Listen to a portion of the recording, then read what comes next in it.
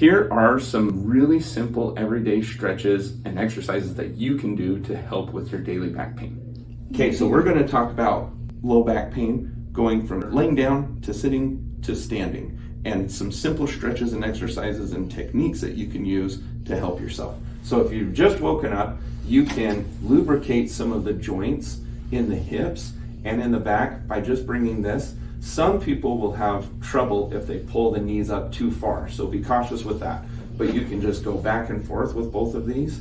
You could do some light squeezing into the glutes and do some bridging ideas. You can take one leg over and stretch it this way or up towards your shoulder.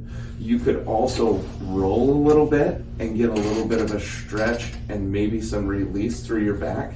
You can do that both sides. When you're ready to actually get up, you're going to spread your legs apart, squeeze the butt together, pull the elbows in to stiffen the spine, get everything lined up, and then you can roll to your side and then press yourself up to sitting. And from here, we can sit and do a few things. We can lean, scoot to the edge of wherever you're sitting, put your hands in between your thighs. Your thighs are going to squeeze in as your hands push out and create a vector force going into your low back, and then pump there, and that can be very helpful. The other thing that's very good here is it's gotten my chest up tall and it's gotten my back to straighten out. So now that I'm ready to stand, I'm going to use my hands on my thighs, or if you have rests on the chair, you can use those as well.